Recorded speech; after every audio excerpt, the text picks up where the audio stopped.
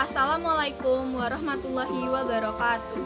Kami dari kelompok 5 yang beranggotakan Devina Agustini, Karina Bahri, Karisma Dimelani, dan Nasya Aulia akan menjelaskan hasil analisis kami terhadap cerita rakyat yang berjudul Jakatarup.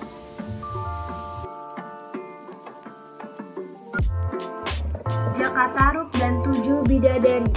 Ada seorang pemuda bernama Jakatarup.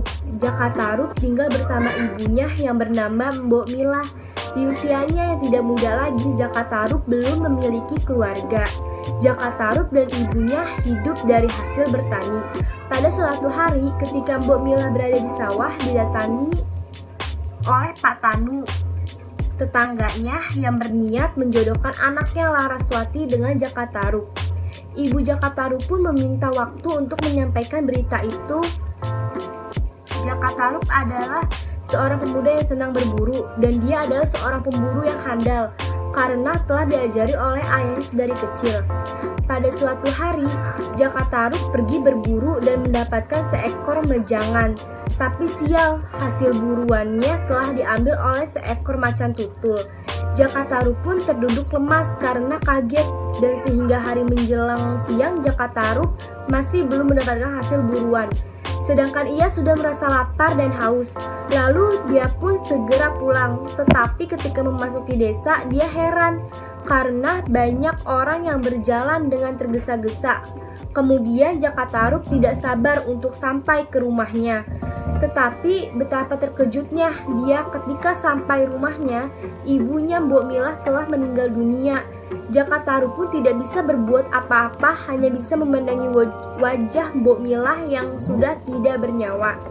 Sepeninggalan ibunya, Jakatarup kembali pergi berburu. Tetapi sampai siang hari, dia masih belum mendapatkan hasil. Sehingga Jakatarup merasa lapar dan haus, kemudian ia pun pergi ke danau untuk minum. Tetapi sampai di danau, dia mendengar suara wanita yang sedang bersendak gurau.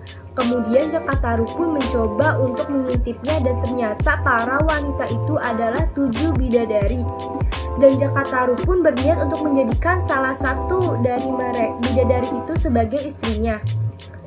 Sehingga dia pun mencuri salah satu pakaian dari ketujuh bidadari itu, agar bidadari itu tidak bisa kembali ke kayangan. Singkat cerita, salah satu bidadari itu yang bernama Nawang Wulan menjadi istrinya, dan mereka dikaruniai anak yang bernama Nawangsi.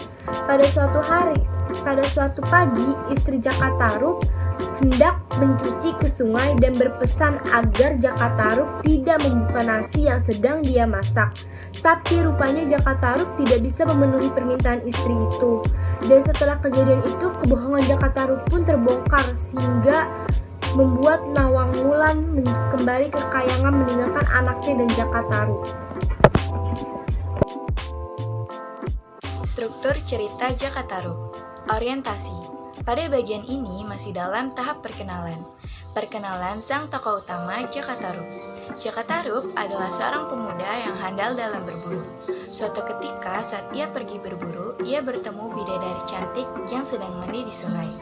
Ia memiliki niat jahat, yaitu mengambil salah satu baju bidadari tersebut agar tidak bisa pulang ke kayangan, dan akhirnya menikah dan tinggal bersama Jakatarup. Bidadari itu bernama Nawang Wulan. Ada satu hal yang mengganggu pikiran Jakatarup, yaitu tentang padi di lumbung yang tidak kelihatan kurang walau dimasak setiap hari. Komplikasi. Pada bagian komplikasi terjadi konflik, yaitu saat Nawang Wulan memberi pesan kepada Jakatarup untuk tidak membuka kukusan nasi yang sedang dimasaknya. Namun tanpa sadar Jakatarup membukanya, dan akhirnya kekuatan Nawang Wulan tidak berfungsi lagi. Lama-kelamaan persediaan padi mulai habis, dan Nawang Wulan menemukan baju serta selendangnya di gudang. Resolusi. Pada bagian resolusi terdapat penyelesaian konflik, yaitu Nawang Wulan memutuskan untuk kembali ke kayangan dan meninggalkan Jakatarup serta anaknya yaitu Nawangsi. Kaidah kebahasaan dalam cerita Jakatarup. Yang pertama, ada pronomina atau kata ganti. Pronomina sendiri dibagi menjadi 5. Yang pertama ada pronomina persona atau kata ganti orang, yaitu ada kata ia, aku, kau, kita, kalian, kami. Lalu ada pronomina posesiva, yaitu kata ganti kepemilikan, seperti rumahnya, istrinya, ibunya, bajunya, anakku, mimpiku, nasibku.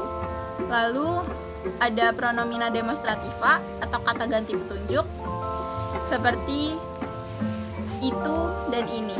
Lalu ada pronomina interrogativa, yaitu kata ganti tanya, yaitu ada siapa, mengapa, di mana. Lalu ada pronomina relativa, yaitu kata ganti penghubung, yaitu ada kata yang.